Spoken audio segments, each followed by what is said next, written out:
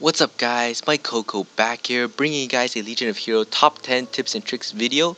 Now this guide is primarily directed to beginners and newcomers to the game, as most high level players have already experienced some of these mistakes, myself included. So let's get started and let's go on with the first tip, which is don't reinforce equipment to S or SS until you get a Saviour. Now the reason why I say this is because I see a lot of lower level players reinforce their equipment to S or SS, for example level 10 weapons, level 20 gear, and that's utterly useless because when you get to end game or mid end game, you will need a full set of refitted gear from 60, 70 or 80, and you need to refit it back down to level 1 and SS it anyway. So SSing and reinforcing before is pretty much pointless because these types of gear will replace them because it is so much better and it's superior to level 20 SS gear in pretty much every single way possible. So save yourself the gold, the time, and the Ori, and only SS and refit once you get to Saviour. I assure you that the storyline will be doable without S or SS because I finished most of the storyline prior to Saviour using only A and B grade gear, so it's completely doable and just trust me on that. Now, the second tip is to utilize the auto tower function. Now, when I first started, I didn't know what it was. I didn't even know it existed because it just said repeat battle, so I wasn't sure what this did. But what it does is that it repeats a tower floor for you. In essence, it's running tower in auto without any user input. So basically, you can just set up your formation and press repeat battle, and all of your heroes will attack automatically. Everything is automatic. You do not need to click anything. Everything is just completely fluid. And this is extremely beneficial for farming resources because if you auto tower and you pick a tower floor that you can handle without dying, for example, I can survive 51 without any deaths, you can farm resources on a specific tower floor to gain enough resources to refit equipment, get gold, or earn tickets. And this is really beneficial. So the break-even point, so the break-even floor is generally seen as floor 26, and that's when you earn more gold than you do using gold to recharge your morale. Higher floor towers will earn you more profit, and there are also specific floors that end in 1 or 6 that grants Ori as bonus rewards, so you can focus on that. So for example, 21, 26, 36, 31, they all drop Ori as bonus rewards. Some also drop runestones and some drop tickets. Now, a lot of people also don't know this, but that you can actually recharge morale using gold. Now, morale in Legion is generally seen as energy in other games, and in a lot of other games, you need special currency in order to recharge your energy. But in Legion, it's different because you can use in-game currency, your standard currency, which is gold, to recharge your morale. And I highly recommend you do this because it is quite cheap at lower levels, and it is much more beneficial because you can continue playing and continue racking up resources and gold. I would not recommend using elixirs to recharge. So as you can see there, everything was automatic. The picking tickets was also automatic. This part is not automatic because I'm running this on a emulator. And if you're running it on a phone, then it wouldn't detect that, and it should be automatic because I've done it so many times. So pretty much all phones should have it automatic unless it's not supported. So as I said before, you can recharge morale. There's this little plus button beside the energy bar, and you can press using gold or elixirs. So it's 15k at higher levels, and it's generally around like 1k at lower levels. So that's why I recommend using gold and saving elixirs until you get to higher levels because it does add up. But you can still earn a lot of profit even by farming high level towers. So the third tip is to save your hearts for heroes. Now I spent like 300 hearts in order to get Drake because he's right now on the shop. 300 hearts just to pull Drake from the box, and it was definitely worth it because Drake is a fantastic stunner. So you want to save your hearts for these special heroes that have really good skills. You can also gain hearts by adding friends and letting them use your assists. Those will grant you heart fragments and you can trade them for hearts. So yeah, definitely save your hearts for heroes because you can pretty much farm resources using auto tower as I stated before.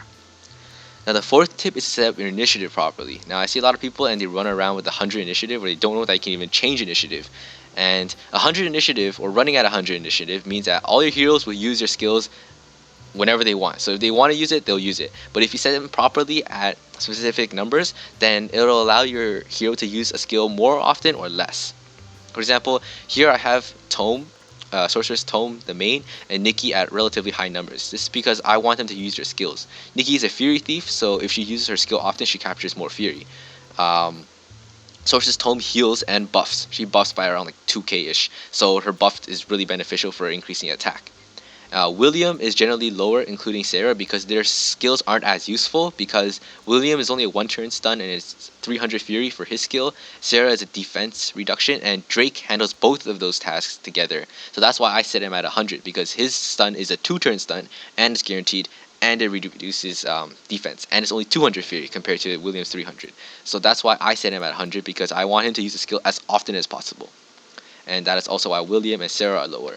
Daphne is also not that high because her skill is 300 Fury, but it is still generally high because her skill reduces attack, and attack debuffs are very useful. So you don't want to set all your initiatives to 100. You want to set them up properly so that some heroes will go use your skill more often, some heroes won't. Moving on from there, the 5th tip is to set up formation and your tower formation properly. So if we go take a look at tower formation, my tower formation is using the 4-4-1 formation, and I personally use this formation because I find this more advantageous to my playstyle, because I'm using Sorcerer's Tome and she heals in a row, and she also attacks, or rather buffs in a row. So it's far more efficient if I set up my heroes in 4-4-1 formation. So this is 4-4-1 formation, excuse me. So here, this is a general 4-4-4-1 formation. If you're running a tower floor where the monsters push you back, then let's say William gets pushed back, then the healer or whoever heals will only heal that one hero in that row. So to avoid these, and if you know that the monsters are pushing your heroes back, then you want to set up your heroes up against each other. That way, if they push, they can't really push back your heroes. So all your heals and buffs will work in a row, and it'll be efficient. Otherwise, you want to use this 4-4-1 formation. But you can also use a 3-3-3 formation. So this is this. So you got 3 in the first row, 3 in the next row, and 3 in the last row. This is more efficient if you don't have row heroes. For example, if they don't buff in a row, you can use this formation. But as I stated before, I'm using the 4-4-4-1 formation for obvious reasons, because she heals much more efficiently. And you also want to make sure that all of your heroes have a specific purpose. So William's here because he's just a tank, because he has event bonus right now. But you can replace him with any other tank, or a tank that has a really good skill. I put Main in the front because she revives without gold or bandages. Vlad is attack buffer, so it's really useful for attack buffing, because you always need an attack buff so that your heroes do more damage. Nikki is a Fury Thief. Sarg is another Fury Thief. You always want to have at least 2 Fury Thieves in tower, or else you can't use your skills. Crowley's here because he used to be my stunner. Now that Drake's here, you can replace Crowley with pretty much anyone. You can use Pokey for guaranteed criticals, or you can use Isabella for silence, although silence is not as useful in tower. But because his damage is fairly high, we'll just stick with Crowley.